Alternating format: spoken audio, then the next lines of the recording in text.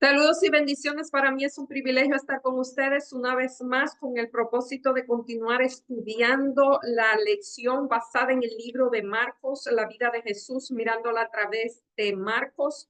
Y ya vamos por la lección número 3:7. Pero antes de continuar, vamos a pedir la presencia del Espíritu Santo por medio de la oración. Oremos. Amado Padre que estás en los cielos, alabado, glorificado y bendecido sea tu nombre por siempre.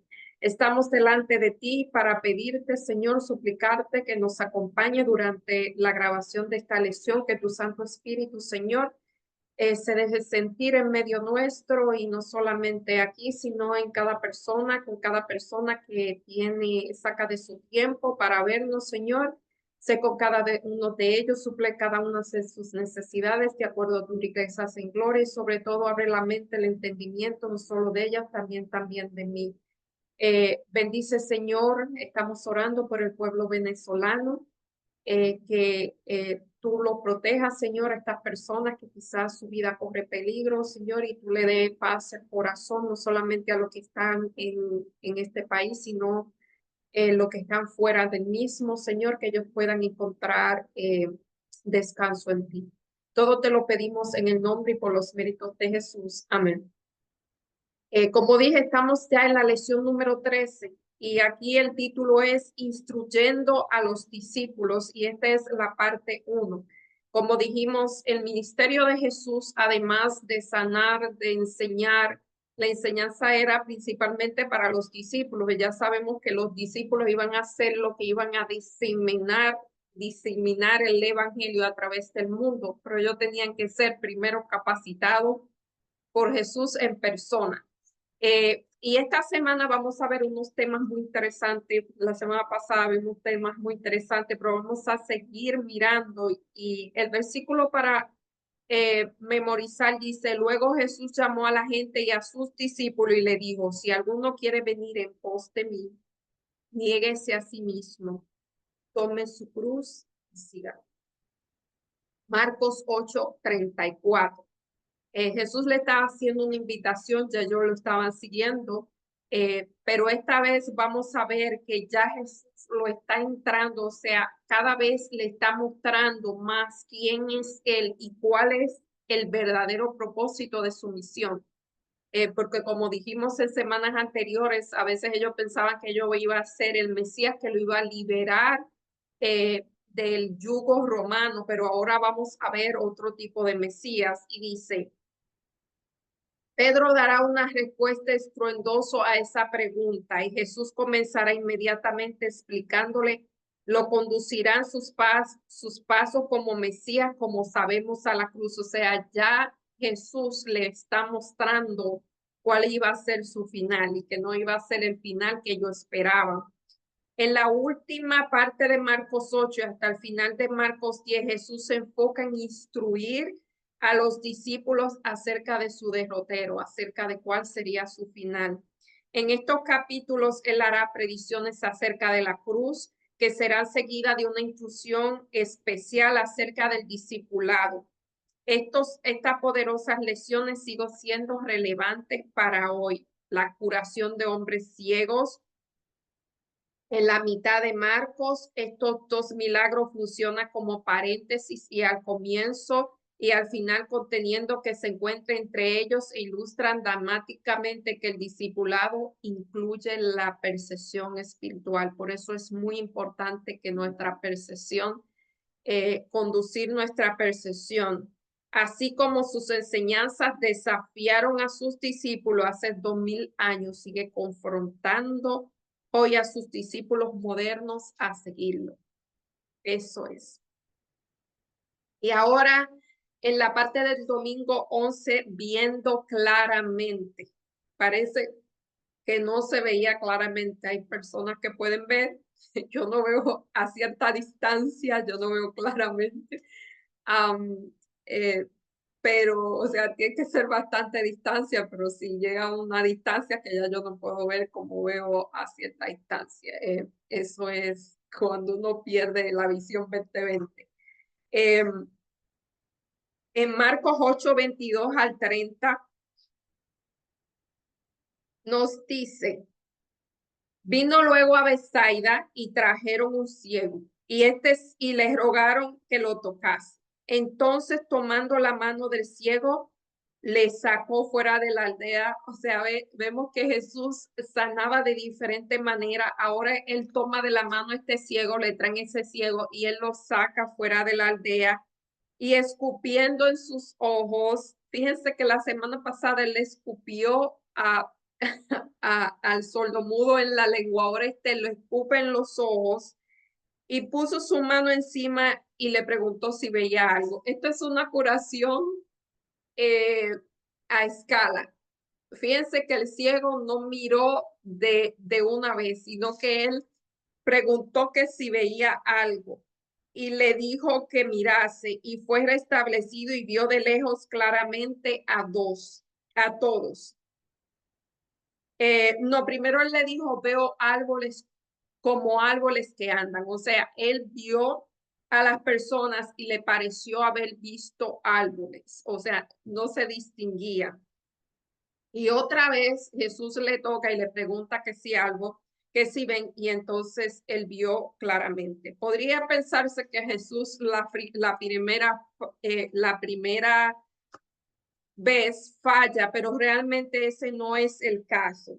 Eh, Dice que los evangelios reportan varios casos de sanación. Está la sanación del ciego Bartimeo. Esto está en Marcos 10, 46 al 52, o sea que lo vamos a ver más adelante.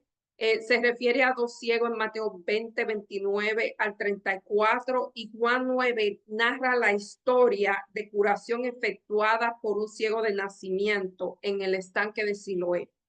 Pero la historia de este Marcos 8 es especial porque o es singular porque dice que él requiere dos acciones y fíjense que lo saca de la aldea, le escupen los ojos y primeramente, como dijimos, primeramente lo toca, le pregunta si ve, el hombre no ve perfectamente y luego otra vez hace lo mismo y entonces ahora ves. Pero ¿por qué lo toque? Falló Jesús.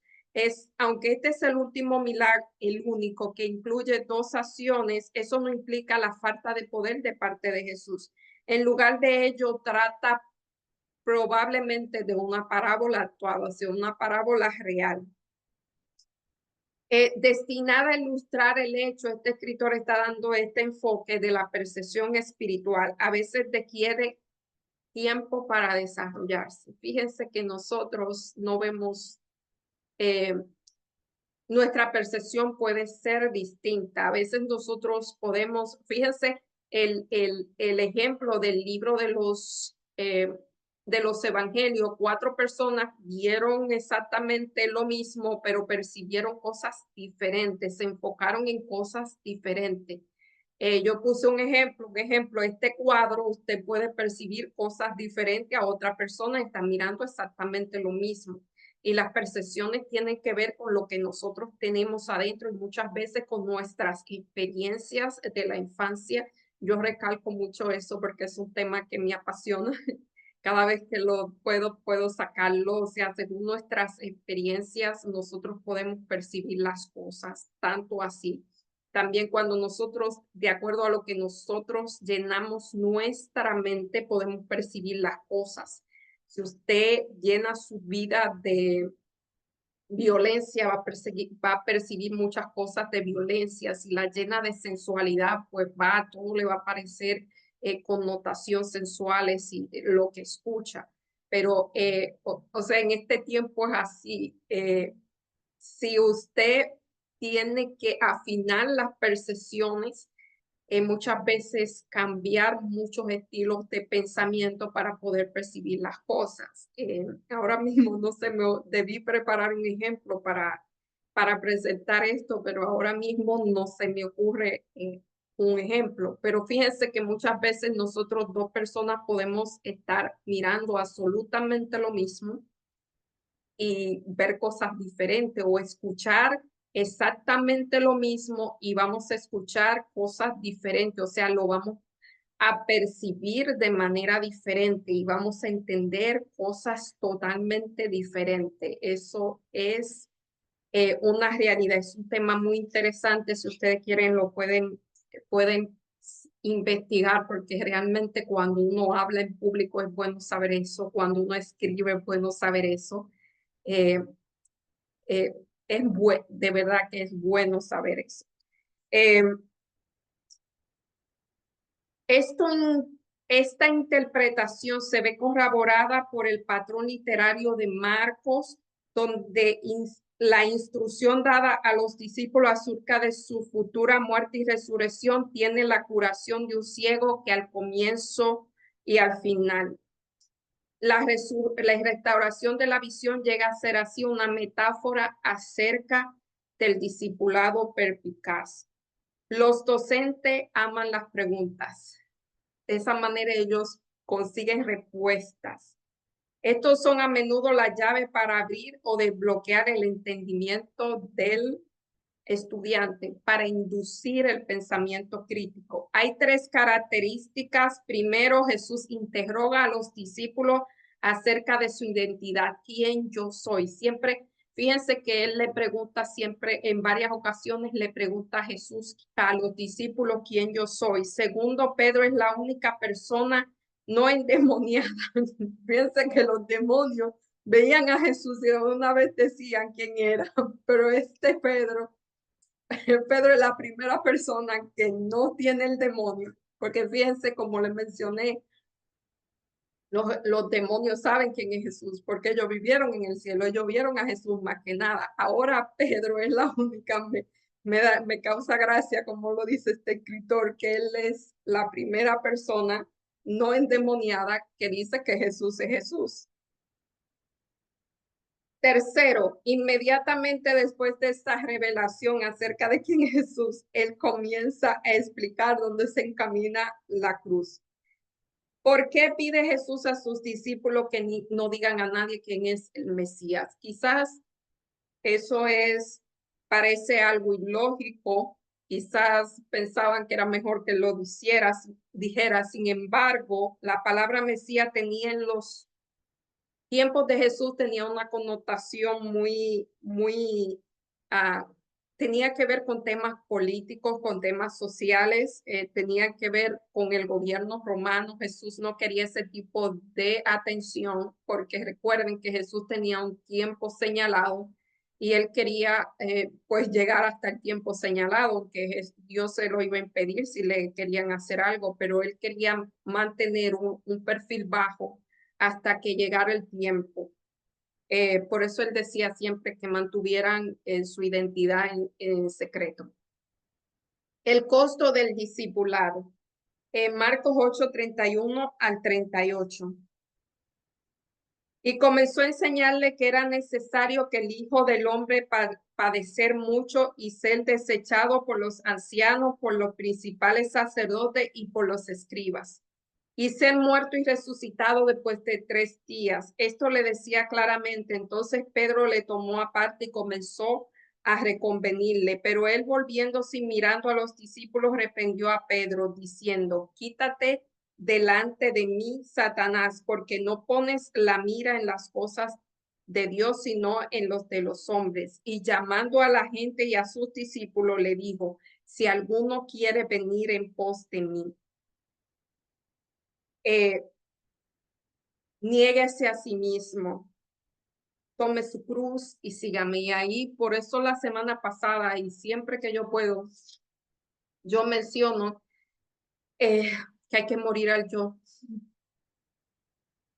Hay que matar el orgullo, porque el orgullo no permite que una persona. Esta semana estaba escuchando unos temas muy, pero muy buenos. A mí me encanta escuchar ese tipo de temas, porque sé el efecto que hace lo contrario. Fíjense que esta persona decía que la gente quiere ser grande, pero no quiere ser siervo, o quiere servir para ser grande. Y realmente en los caminos de Dios hay que ser siervo. Dios no está buscando grandeza en la gente, porque grande es Él. Nosotros no impresionamos a Dios. Lo único que puede impresionar a nosotros, de Dios a nosotros, o sea, nosotros no podemos impresionar a Dios con lo que tenemos o con aunque le damos, porque todo es tuyo y de lo recibido de tu mano te damos. Eh, Nosotros no podemos impresionar a Dios con nuestros talentos ni conocimiento, porque eso viene de Él. Así que Dios no le impresiona nada de Él. Lo único que logra impresionar a Dios es cuando nosotros nos sometemos y nos humillamos hacia Él. Y para eso hay que humillar al yo. Y, y le dije, como yo le dije, yo estoy entrando en unas cosas y el yo viene de atrás. Eh, el yo viene de atrás. Hay que trabajar esos asuntos. Y eso es lo que pasa. Para ser un discípulo hay que, porque el discípulo tiene que vivir bajo las órdenes de Dios. Y a veces Dios pide de su gente, pide cosas que hay que sacrificar. Estudiaba la historia de Abraham por 20, yo no sé cuánta vez, y si uno se fija, Abraham tuvo que dejar a Ur de los Caldeos, él era próspero, era un hombre rico en Ur de los Caldeos, y Dios le dice que salga. Y, y me pareció interesante que Abraham tenía todo, pero no tenía un propósito. O sea, Abraham no obedecía a Dios porque él necesitara algo material. A veces nosotros, y eso no está mal, Dios no da todo, pero a veces nos enfocamos solamente en las bendiciones materiales, seguimos a Dios por interés. Eh, lo digo así, lo cual no está malo porque Él es nuestro Padre, pero fíjense que Abraham no necesitaba nada, pero él le faltaba un propósito y Dios lo llama a salir de todo lo que él conoce, de donde él tiene un nombre, una posición, y le dice que le va a dar algo. Y lo primero que pasa es que hay hambre. Abraham no tenía, no estaba eh, acostumbrado a pasar necesidades y le prometen algo y lo primero que pasa es que pasa hambre. Eh, Hay personas que lo acompañaron que no eran parte de su viaje, como Lot, eh, y le prometieron algo y él no tenía nada, o sea, él tenía dinero material, pero lo que le prometieron, ser padre de una gran nación, él no tenía hijos, o sea, a veces Dios nos va a llamar y no vamos a tener los recursos para seguir y vamos a tener que dejar cosas, vamos a tener que dejar personas. Así que los caminos de Dios son muy misteriosos. Eh, y aquí dice que eh, en un principio cuando Jesús los llamó, dijo que los convertiría en pecadores de hombre, o sea, los discípulos también tuvieron que dejar las redes atrás, o sea, su trabajo, su negocio, su familia, todo para seguir a un hombre que no sabían ni quién era. Eh, y él revela el objetivo de su misión y ahora le dice, o sea, quizás ellos seguían a Jesús pensando que él era un Mesías, que se iba a convertir en algún momento en un rey, que ellos iban a ocupar posiciones. Y ahora Jesús le comienza a decir que él iba a ser rechazado y que iba a morir y que iba a resucitar después de 3 días. O sea, son noticias impactantes porque le está esa imagen que tenían de Jesús, esa expectativa que tenían de Jesús, ahora Jesús se le está derrumbando. O sea, ustedes están siguiendo a un hombre, dejaron todo por seguir a un hombre que va a pasar vergüenza, que va a ser rechazado, que va a ser muerto en una cruz. Por eso ustedes dejaron todo lo que tienen.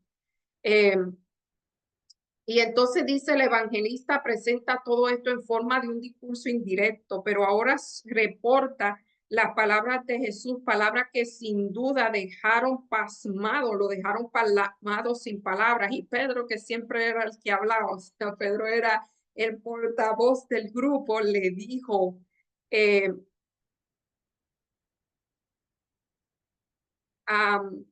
Señor, que tal pensamiento no esté, que tal cosa jamás te pase. La palabra de Pedro no era de ayuda, o sea, Pedro está defendiendo, o sea, que nunca te pase eso y entendemos que siempre fue el plan de Satanás tratar de que Dios evitara dejara esa encomienda, o sea, todo lo que Satanás hacía no era para que Jesús muriera, era para que él no muriera. Y ahora Satanás, en palabras de Pedro, que parecen parecen palabras de ánimo, o que lo está defendiendo, le dice, Señor, que nunca que ninguna cosa así te pase. Y este hombre lo reprendió. Jesús vio que detrás de eso estaba Satanás. Fíjense que Pedro fue el primero, no endemoniado, me gustó esa parte, que declara que Jesús es el Mesías en un momento dado y rapidito, ya ahora le está diciendo, oye, no, que tal cosa no te pase.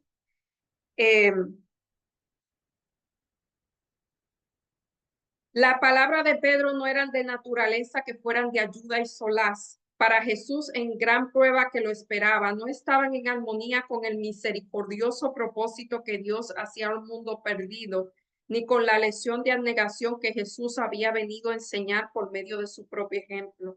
Esto es deseado de toda la gente, la página 384. Los seguidores de Jesús están llamados a tener el mismo objetivo que él tiene, tomar la cruz y seguirlo. La crucificación era el método romano de la ejecución y no era bonito. Ninguna muerte es buena, o sea, ninguna ejecución es buena, pero fíjense, la cruz era tan cruel que en sí solo era dejada para los territorios dominados por los romanos. Los ciudadanos no romanos no morían en la cruz, porque la cruz era cruel, era lo más cruel que había. La gente no moría al mismo día, era martirizada y se dice que morían desnudos. Eh, Era humillante, intimidatorio, o sea, decirle él que iba a morir en una cruz era lo peor, o sea, morir era devastador, pero decir que era una cruz, aquello era más de lo que esta gente podía soportar. Dice, es la paradoja de la fe cristiana. Perder la vida llega a ser la manera de encontrarlo. En contraste, ganar el mundo entero, pero renunciar a la vida eterna. Carece de sentido, así como el misionero Jim Elliot. Esta es historia muy interesante, lo expresó en su diario personal el 28 de agosto de 1949. No es tonto quien da de lo que no puede conservar para ganar lo que se puede perder. Lo que no se puede perder, pero esto es por fe.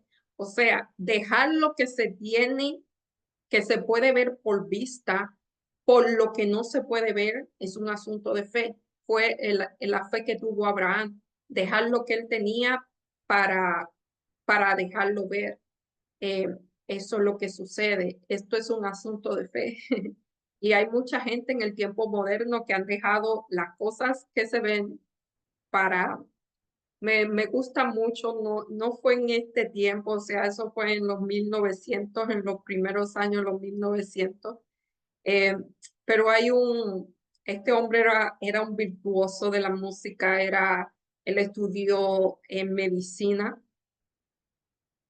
era teólogo, músico, médico, estudió médico para irse a las misiones y él tenía un futuro brillante en Europa como músico y él dejó todo eso para irse a Lambarene, se llamaba un lugar en África, y, y allí vivió con los africanos, sirviéndoles a los africanos. O sea, para mí es un ejemplo muy, siempre que lo leo, o sea, porque él tenía un futuro brillante y lo dejó por ir a servir. Esa es la historia que se ve tras otra. Esa es la historia, por eso tiene que morir a sí mismo, a sus deseos, eh, a sus sueños para seguir a Jesús, porque quizás el sueño que uno tenga no es el sueño que Dios tiene para uno. En martes, la montaña y la multitud. Marcos 9, ahora vamos al capítulo 9 de Marcos. También le dijo, de cierto digo, hay algunos que están aquí que no gustarán la muerte hasta que hayan visto el reino de Dios venido con poder. 6 días después Jesús tomó a Pedro, a Jacobo y a Juan. Fíjense que esos eran sus más cercanos y los llevó aparte solo a un monte y se transfiguró. O sea, ahí fue que él se encontró con Moisés, con Elías. eh, y dice que ellos estaban vestidos de blanco y los discípulos vieron esa escena que era más, era algo impresionante. Ahí es que yo digo que Moisés cumplió el sueño de entrar al- a, a la Canaán terrenal.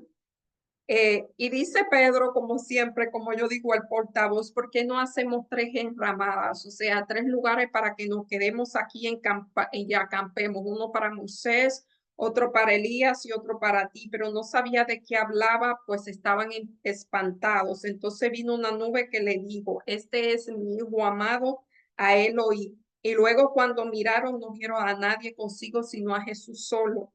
Y descendiendo ellos del monte, le mandó a nadie diera que habían visto, sino al hombre que había resucitado, y guardaron sus palabras para sí. Le preguntaron diciendo, ¿por qué dicen los escribas que es necesario que él venga primero? Y respondieron y le dijo, Elías a la verdad primero y resucitará todas las cosas y restaurará todas las cosas, y como está escrito del Hijo del Hombre, que parezca mucho y sea tenido por nada, pero os digo que Elías ya vino y le dijeron que hicieran como estaba escrito en él. Fíjense, aquí se menciona Elías, ellos esperaban Elías. Yo mencioné unas semanas anteriores que Juan el Bautista tenía similitudes con Elías. Yo dije que comía langosta. Langosta no es la langosta que se conoce, langosta era un insecto, langosta y miel. Fíjense, el segundo Elías era Juan el Bautista, aquí lo dice. Eh, Ellos esperaran a Elías, pero Elías ya vino en la persona de Juan el Bautista. Aparecer en los últimos tiempos es también algo escatológico. El pueblo de Dios será un Elías. Eh, pero en el tiempo de Jesús ya había aparecido. Eh, Así como mataron a Juan el Bautista, también Jesús moriría, pero a diferencia de Juan el Bautista, él resucitaría al tercer día. Fíjense que yo siempre digo que Juan, siempre, o sea, eso no, esto es mío, que Juan pudo haber sido uno de los que resucitaran en la resurrección cuando Cristo resucitó, pero eso es mío. Eh, es simplemente para hacer la historia más bonita. Y aquí dice que tras la noche de gloria, la escena del pie era muy triste. Los 9 discípulos habían encontrado a un muchacho endemoniado. La historia sigue con un desarrollo acerca del poder del demonio sobre el joven. Jesús dedica lo que parece un considerable tiempo a inquirir acerca de los detalles de la posesión demoníaca. Resulta demasiado para el Padre, quien exclama, si pues algo, ayúdanos, compadécete de nosotros. Fíjense que aquí hay una historia, pero eso la vamos a contar más tarde, de un muchacho que los discípulos trataron de sacar un demonio, pero no pudieron. Entonces tuvieron que llamar a Jesús para que él interviniera y sacara el demonio porque los discípulos no podían. Eso le pasaba a ellos. Muchas veces no podía hacer cosas.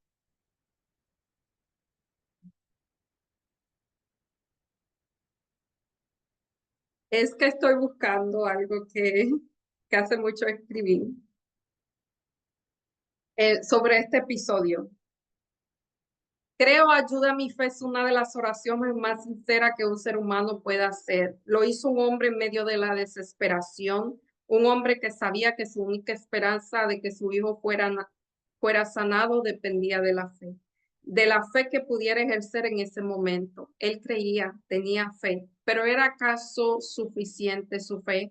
¿Cómo saberlo? No había tiempo para pruebas fallidas, ya que él lo había intentado y fallado y solamente había una oportunidad. ¿Cuál era la posibilidad de volver a encontrarse con Jesús?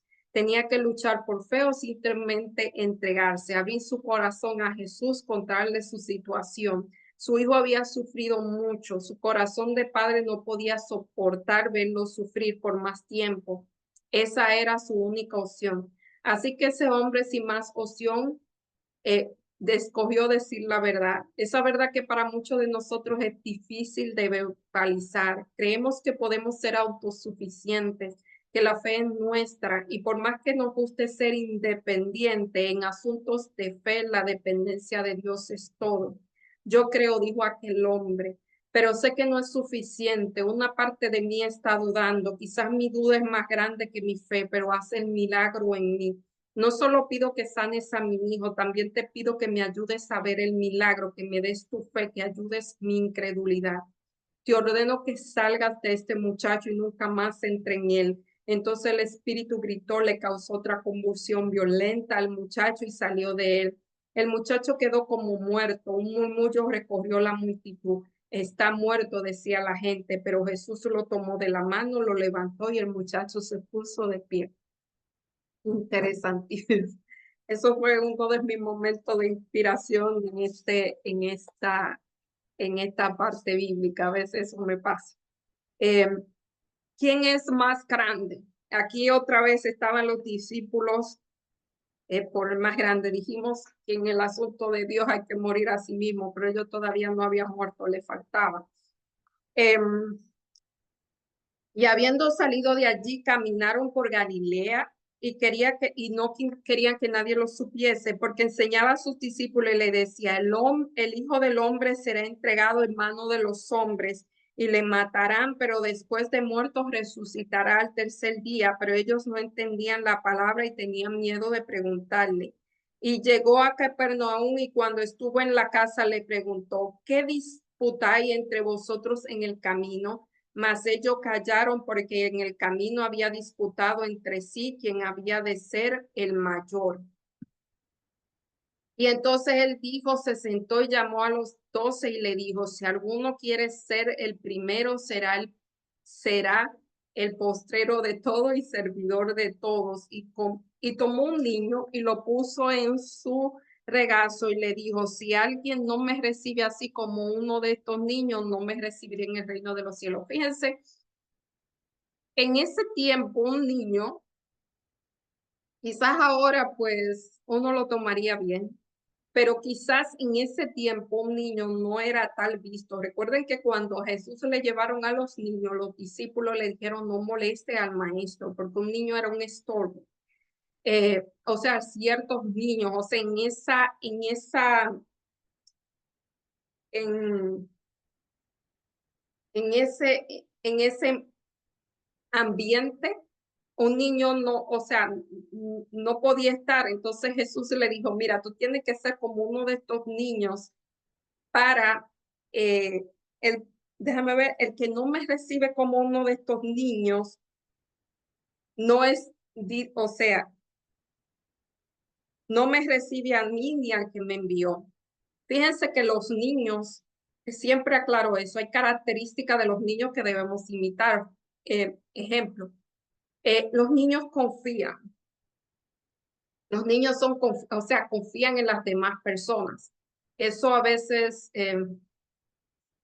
no voy a hablar de eso, pero hay muchas cosas que hacen que las personas comiencen a desconfiar de la otra. No voy a entrar en ese tema, es un tema muy apasionante para mí, no quiero hablar mucho de eso. Eh, pero hay circunstancias que hacen que las personas comiencen a desconfiar de los demás. Los niños perdonan fácil, o sea, en palabras simples, no es que se imite la inmadurez de un niño, sino que se imite esas cualidades positivas, perdonar rápido, creer ciegamente en los demás. Uno le dice algo a un niño y ellos se lo creen y actúan en consecuencia. O sea, los niños son auténticos. Esas veces, muchas veces por circunstancias de la vida, otra vez no voy a entrar en ese tema, se pierde esa autenticidad, pero esas cualidades son necesarias eh, para llegar al reino de, o sea, para recibir a Dios. Quizás el niño estaba intimidado al ver todas esas personas mirándolo, pero ese era el mensaje de Jesús, o sea, el mensaje, en la cosa de Dios no hay grandeza, la grandeza, mire, ¿cómo yo le digo? La grandeza, si Dios El grande es Dios, vamos a decirlo aquí. Los demás no son grandes, porque la grandeza la da Dios y Él es el grande y los otros no. Y como yo menciono, uno no sirve para ser grande, uno sirve para servir. Lo único que cuando sirve, Dios lo ve como grande, pero no es para servir que usted es grande. Usted sirve por servir, eh, por amor al maestro, porque Él sirvió. Por eso se sirve, no para esos delirios de grandeza, eso hay que irse con el yo. Esto no es cosa de grandeza. Aquí el más pequeño es el más grande. La persona sana en el infierno. Marcos 9:42 al 50. Le voy a decir algo que escuché. Cristo murió desnudo en la cruz para sanar nuestra vergüenza. Mire, para mí eso es un mundo. Eh, es que estoy entrando también en unos temas ahí y para mí eso es un mundo. Marcos 9:42 al 50. Cualquiera que haga tropezar a uno de estos pequeñitos que creen en mí, mejor le fuera que se pusiera en el cuello una piedra de molino. Un molino es una cosa que muele y es una piedra grande de hierro y se la ponga en el cuello y se tire. O sea, no es solamente que se tire en el agua, sino que se tire con una, con una eh, piedra de molino.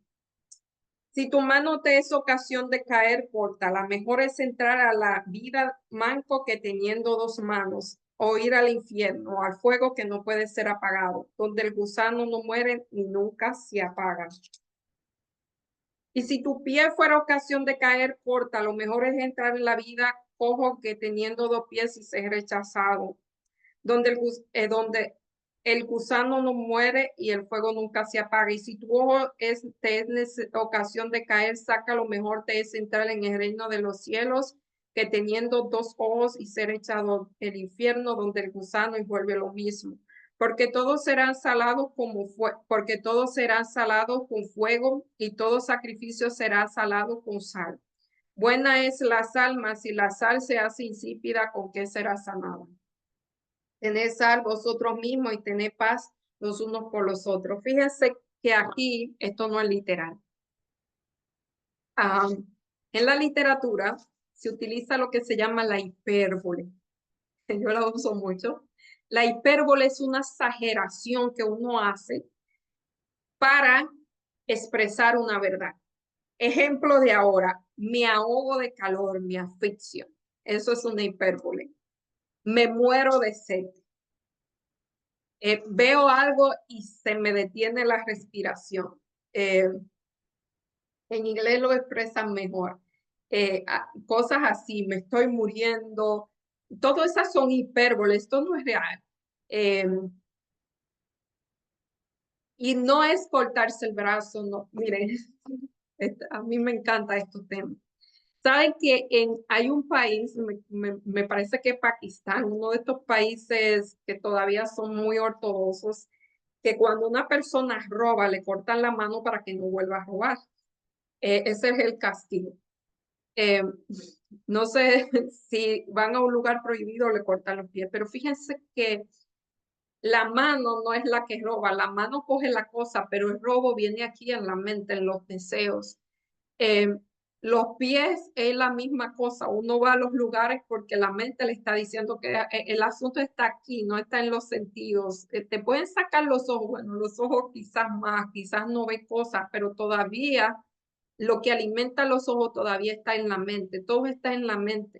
Así que usted puede cortarle los brazos y tener el deseo de hacer cosas que no están bien con las manos. Eh, Eso es el asunto. Eso simplemente quería saber que hay que dejar cosas, como le mencioné la historia de Abraham. Abraham tuvo que dejar todo lo que conocía para irse a encontrar el propósito que Dios tenía para él. Jesús tuvo que dejar el cielo, los discípulos tuvieron que dejar todo lo que tenían. Eh, Así que muchos, a uno se le dio, pero muchos tuvieron que dejar algo. José aún fue el príncipe de Egipto, tuvo que dejar su casa. Daniel bueno, a él fue obligado, pero él siempre hay algo que dejar para seguir el propósito de Dios. Es lo mismo. Si usted no quiere ir no se quiere perder, va a tener que dejar algo, va a tener que dejar deseos, va a tener que dejar cosas que son de la carne. Eso es lo que dice aquí.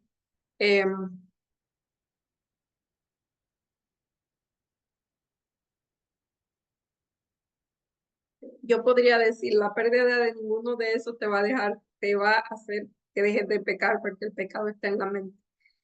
Em, Imagina una persona entrando en Jerusalén, en la Jerusalén celestial, con un solo ojo, una sola mano, un solo pie. Considera luego la idea de que ciertas personas anatómicamente completas fueron arrojadas al infierno. ¿No debería ser eso al inversa? ¿Las personas saludables estar en el infierno? ¿Las personas saludables en el infierno? Eso sería un género comedia. O sea, aquí estamos hablando de lo mismo. ¿Cómo sería si eso pasaría? Que la persona coja manca fueran al cielo, se supone que los sanos fueran al cielo y los que no sanos fueran al infierno. O los sanos fueran al infierno y los enfermos fueran vuelvo y digo, esto es un hipérbole, yo no le veo razón de darle más vueltas, simplemente es un género literario que exagera la cosa. David, los salmistas usan mucho en la poesía, usa mucho la hipérbole. Mi alma tiene sed del Dios vivo, que esto es una comparación, eh, pero si ven, en la poesía se utiliza mucho la hipérbole. O sea, me quitó el aliento, tocó con el alma, tocó con el corazón, son exageraciones realmente. Así que esta lección es muy interesante, pero ya vamos a darle término. Eh, Nada es imposible. ¿Quién es el mayor? Son los libros, los capítulos del deseado de toda la gente que se está recomendando. Antes del honor está la humildad. En los caminos de Dios, ser humilde, más honor. Más servicio, más honor. O sea, aquí no vas a tener honor por servir, vas a tener, aunque a veces sí, aunque eh, a veces trae su recompensa, créanme, a veces, pero eh, por lo general es cuando uno sirve desinteresadamente, pasan cosas. A mí me pasó cosas muy interesantes por servir y yo todavía no sabía. Eh, pero esos actos de servicio fueron después ahí está, remunerados de otra manera que yo no la esperaba. Eh, Eso es el que siembra cosecha, aunque no esté esperando. Es mejor sembrar y no esperar para recibir la cosecha de Dios. Realmente sí, esos actos son remunerados y si no son remunerados aquí, van a ser remunerados en el reino de los cielos. Eh, Elige al obrero que como Juan el Bautista asume un lugar humilde delante de Dios. Aquí fíjense, Dios dijo de Juan el Bautista que fue el más grande de los hijos de los hijos nacidos de mujer. ¿Por qué? Porque Juan el Bautista eh, ¿sabe cuál era la identidad? Cuando Juan el Bautista le preguntaron quién tú eres el Mesías, él dijo, no, yo soy la voz que clama en el desierto, o sea, yo soy la voz del Mesías. Él nunca dijo, oh, sí, yo soy el Mesías, o yo soy el primo del Mesías, no, no, no. Él dijo, yo soy una voz que clama en el desierto, yo soy la voz de aquel que va a venir, yo soy el que está preparando el camino de aquel, por eso fue llamado el más grande, porque él se negó a sí mismo y no es que niegue su identidad. Esto es una línea muy estrecha, así que mejor no entre porque es bueno tener identidad, es bueno tener identidad. Porque fíjense que Juan el Bautista, aunque dijo yo soy una voz en el desierto, cuando los fariseos le decían quién es este, él sabía que era la voz, o sea, él sabía quién era. Solo que él no era yo, sino que él era un instrumento de Dios, pero sabía que era ese instrumento, él nunca lo dudó. Eh, el, el obrero que como Juan el Bautista asume un lugar humilde delante de Dios, el discípulo que más se asemeja a un hombre es el más eficiente en la labor de Dios. Los seres celestiales pueden cooperar con aquel que no trata de ensalzarse a sí mismo, sino que salva almas. El deseado de toda la gente, la página 403. Todo lo que nos da ventaja sobre otro, sea la educación, el refinamiento, la nobleza, el carácter, el entrenamiento cristiano, la experiencia religiosa, nos impone una deuda para con lo menos desfavorecido. Cuando usted recibe un don de Dios, tiene que darlo. Tiene que darlo y a veces va a encontrar oposición, pero Dios va a encontrar una manera en que usted dé eso que Él le ha dado. Y eso es el compromiso. Dios te da, pero tú tienes que dar eso. Eso es, si no, eso no va. Si somos fuertes, debemos sostener las manos de los débiles. Los ángeles de gloria que contemplan el rostro del Padre en el cielo se gozan en servir a sus pequeños. Las almas temblorosas que tal vez tienen muchos rasgos de carácter censurables les son especialmente encargadas. Hay siempre ángeles presentes donde más se lo necesita, con quienes tienen que pelear la batalla más dura contra el yo y cuyo ambiente es más desalentador. Y los verdaderos seguidores de Cristo cooperarán en el ministerio, el deseado de toda la gente, página 407, 408. Fíjense que la lucha del yo es una de las luchas más terribles que nosotros podamos tener. Pero cuando Dios nos ilumina, porque Él no tiene que iluminar, si no, esa lucha no la vamos a tener. Pero cuando nosotros comenzamos a luchar contra el yo, fíjense qué cosas van a pasar y no son agradables. Va a pasar muchas cosas que no son agradables. Pero cuando uno comienza ese caminito, eh, prepárese que el jamaqueo viene y de qué manera. Las pruebas van a venir de todo el tamaño. Así que no es fácil, pero ese es el camino. Morir al yo. Mientras más muere al yo, más humilde usted va a ser, aunque no lo sepa, porque increíblemente, mientras más humilde usted, menos lo percibe, más orgulloso se ve, porque los ojos del entendimiento son abiertos y usted se ve tal como es. Pero realmente más deseo quiere de seguir ese camino, aunque sea pedregoso. Y esa es la regla realmente. Si usted quiere darle la gloria a Dios, si usted quiere que Dios lo use poderosamente, porque a veces uno los talentos lo puede usar, pero que sea Dios el que lo use, tiene que morir allí. O empezar ese proceso. Así que yo sin más me despido, esperando que tengan una hermosa semana y que sigan estudiando la Biblia, su lección, y que Dios le ayude a superar cualquier lucha que estén pasando. Y que puedan alcanzar el propósito de su vida. Esa es mi meta ahora. Así que vamos a orar. Oremos. Amado Padre que estás en los cielos, alabado, glorificado sea tu nombre por siempre. Gracias, Señor, porque tú nos dejaste estos ejemplos, estas lecciones. Nos enseñas cada día a que en tu camino, Señor, no existe la grandeza, sino el que es más humilde como un niño, Señor, ese es el más grande.